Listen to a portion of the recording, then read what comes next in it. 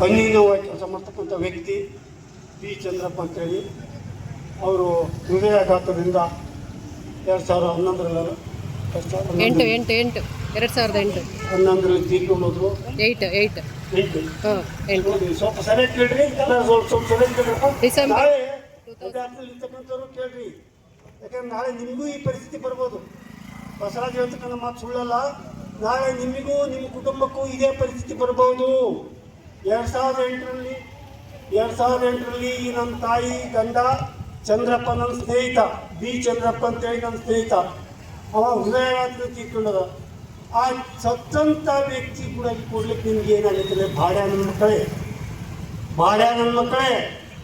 ಇವರೇನನ್ನ ತಿಂಗಳಿಗೆ ಇದರಲ್ಲಿ charge sheet ಏನೈತಿನಲ್ಲಿ ಭಾಡ್ಯ ನನ್ನ ಮಕ್ಕಳೇ. ನಿಮಗೆ ಕಾನೂನು ಏನಾದ್ರು ಗೊತ್ತಿದೆ, ಮಾನವೀಯತೆ ಏನಾದ್ರು ಐತೆ ನಿಮಗೆ? ಸತ್ತಂತ ರೊಕ್ಕ ಕೂಡ ಕೊಡ್ಲಿಕ್ಕೆ ಆಗಲ್ಲ. ನೀವೇನಲ್ಲ ನೀವು ನಾಳೆ ನಿಮ್ಮ ಹೆಂಡ್ರಿ ಸತ್ರ ರೊಕ್ಕ ಬಂದ್ರೆ ಏನ್ ಮಾಡ್ತೀರಿ ನೀವು? ಅದು ನೀವು ಸತ್ರ ನಿಮ್ಮ ಹೆಂಡ್ರಿ ರೊಕ್ಕ ಕೊಡ್ರಿ ಏನ್ ಮಾಡ್ತೀರಿ? ಹೇಳ್ರಿ, ಉತ್ತರ ಕೊಡ್ರಿ ಮಕ್ಕಳೇ, ಉತ್ತರ ಕೊಡ್ರಿ.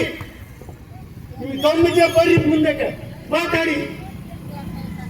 ಹೇಳಿ ಅಂತ ಮನೆ ಕೂಡಬೇಡಿ, ಬ್ಯಾಂಕಿನ ಒಳಗಡೆ ಕೂಡಬೇಡಿ, ಹೇಳಿ ಅಂತ ಮಾತಾಡಿ. ಹೇಳಿ, ಉತ್ತರ ಕೇಳಿ, ಉತ್ತರ ಹೇಳಿ. ಈ ಏನ್ ತಪ್ಪು ಮಾಡಿದಾಳೆ? ಅವ್ರ ಗಂಡ ಏನ್ ತಪ್ಪು ಮಾಡಿದಾನೆ? ಅವ್ರ ಗಂಡ ಸತ್ತಿದ್ದವನು ತಪ್ಪ? ಸತ್ತ ಮೇಲೆ ಅವ್ರು ಕೊಡೋಕ್ಕಾದ ಕರ್ತವ್ಯ, ಅದಕ್ಕೂ ಕಾನೂನು ಇದೆ, ಅದಕ್ಕೂ ಸುಪ್ರೀಂ ಕೋರ್ಟ್ ಇರ್ತಾರೆ ಬೋಳಿ ಮಗ, ಅದಕ್ಕೂ ಸುಪ್ರೀಂ ಕೋರ್ಟ್ ಇರ್ತಾರೆ ಬೋಳಿ ಮಗ. ಇವ್ರು ರೊಕ್ಕ ಕೊಡ್ಲಿಕ್ಕೆ ನಿಂದೇನ ಗಂಟಾಗಿದೆ? ಯಾವ ಕಾನೂನು ಅಡ್ಡೆ ಬರ್ತೀರ ಬೋಳಿ ಮಗ? ಹೇಳ್ರಿ, ನೀನು ಆಲಯ ಮಕ್ಕಳು ಎಲ್ಲರೂ ಕೂತ್ಕೊಂಡು ಈ ಬ್ಯಾಂಕಿಂಗ್ ನಡೆಸ್ಕೊತಾರೆ. ಕಾನೂನು ಎಂದು ಸಪ್ತ ಶಿಕ್ಷಣ ಮೂರ್ತಿಸನೆ ಅವ್ರಿಗೆಲ್ಲ ಬರ್ತಕ್ಕಂಥ ರೊಕ್ಕನ ವಿಷಯಕ್ಕೆ ಬಡ್ಡಿ ಮಕ್ಕಳು ಇವ್ರು ರೊಕ್ಕ ತಿಂದು ನೀವು ಏನು ಮಾಡ್ತೀವಿ? ಇವ್ರ ಜೀವ ತಿಂದು ಏನು ಮಾಡೋದು? ಸತ್ತ ಮೇಲೆ ಏನು ಮಾಡ್ತಾ ಹೇಳೋದು?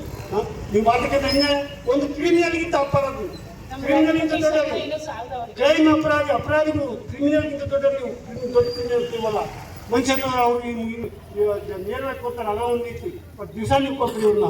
ಈಗ ನಮ್ಮ ಇಂದ್ರಮ್ಮ ಅವರು ತಮ್ಮ ಕಷ್ಟಗಳನ್ನು ಹೇಳ್ಕೊತಾರೆ, ನಾನು ಪರಿಚಯ ಮಾಡ್ಕೊಡ್ತೀನಿ. ಅವ್ರು ಹೇಳ್ಕೊತ ಅವ್ರು ಏನಿರ್ಬೋದು ಅವ್ರ ಬೇಡಿಕೆ ಇಟ್ಟಿವಿ.